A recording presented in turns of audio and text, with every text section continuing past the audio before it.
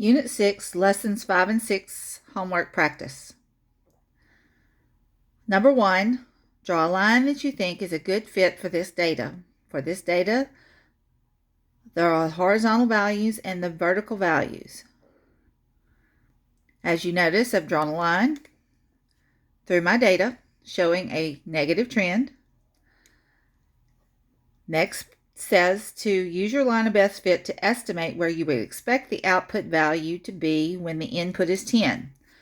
So I drew my line up to the 10, up to my line of best fit from the 10, and then across to the outputs.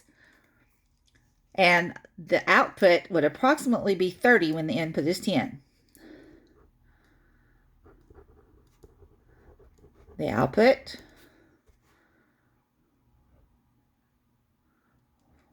for an input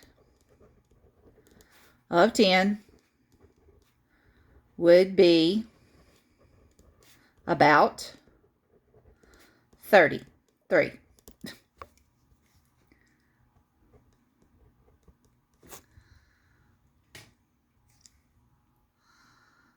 I cleaned the writing up a little bit, and this is a little better.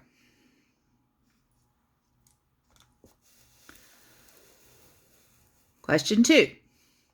I also drew my line of best fit for the data.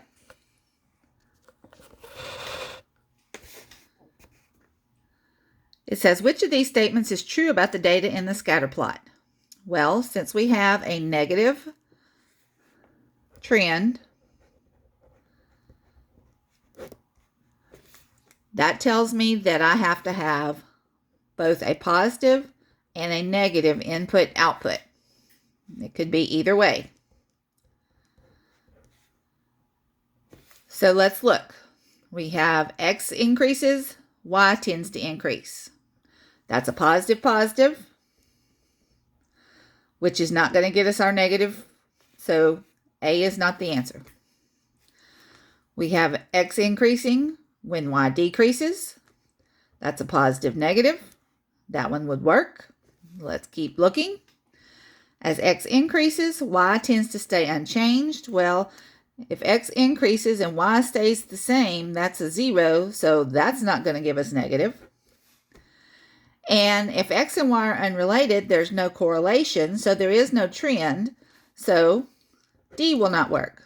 That leaves us B as our answer choice. Question 3, here's a scatter plot that compares hits to at-bats for players on a baseball team. Describe the relationship between the number of at-bats and the number of hits using the data in the scatter plot. As you can see, I drew the line of best fit. So if I describe the relationship between the number of at-bats and the number of hits using the scatter plot, I could say as the number of hits,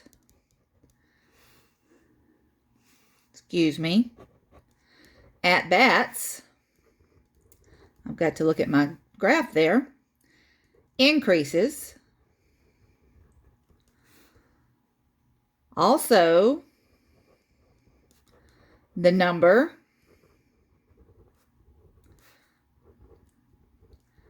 of hits increases.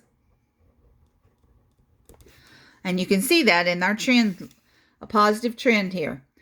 For it to be positive, they either both increase or they both decrease.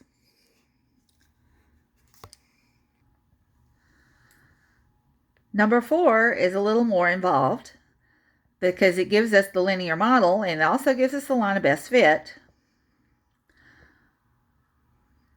But we're dealing with slope from the model. Y equals 238 thousandths X plus 4 and 642 thousandths.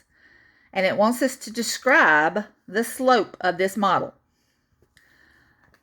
Remember, when you have an equation in y equals mx plus b form, the slope is always the number in front of the independent variable, or x, in our equations.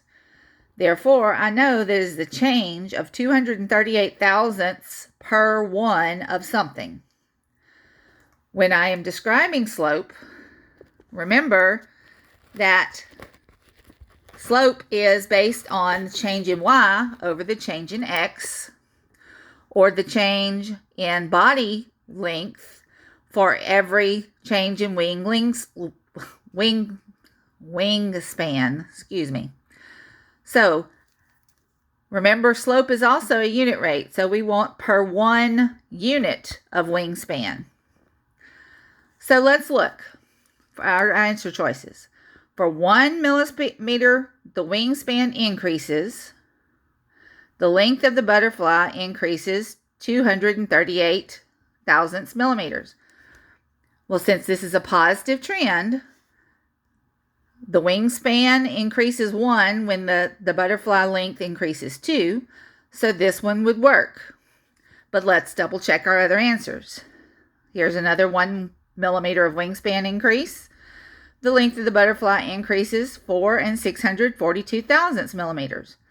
4 and 642 thousandths is not our slope. So it cannot describe the slope or define the slope. So B is out. C says for 1 millimeter length of the butterfly increasing, well, it says the wingspan increases 238 thousandths millimeters. Well, we already discovered that the wingspan is our unit, so it has to increase by 1 for every 238 thousandths of millimeters of body length. So this one is backwards, which we tend to do when we're looking on a graph, but that one's not it. D says for every 1 millimeter length of a butterfly increases, the wingspan increases 4 and 642 thousandths millimeters. That's not our slope, therefore this cannot be our answer. And last but not least, we have a nonstop one-way flight from O'Hare Airport in Chicago, and prices of a one-way ticket are shown in the scatter plot. Notice they gave us our line of best fit. They want us to circle any data that appeared to be an outlier. Well, the one point that appeared to be an outlier is here where I circled it at the top of this. Looks like it's about at the point 230 minutes for about $430.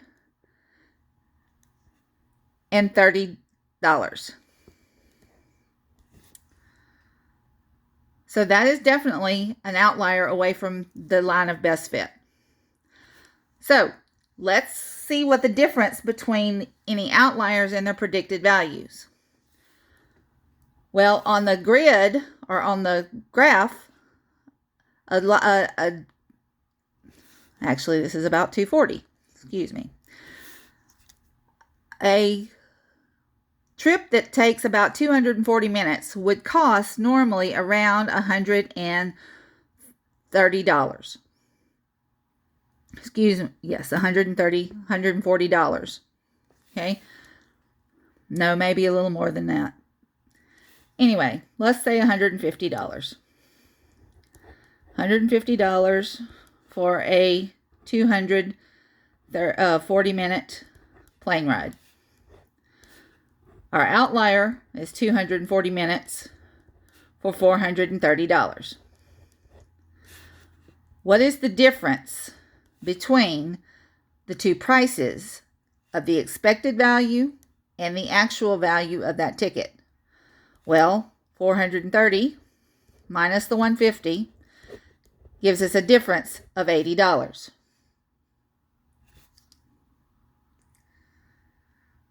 $180. So the outlier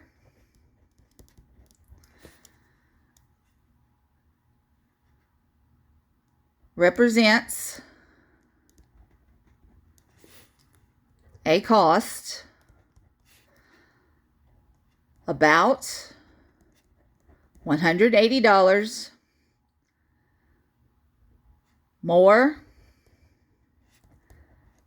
than the line predicts. And that's how you would answer that question.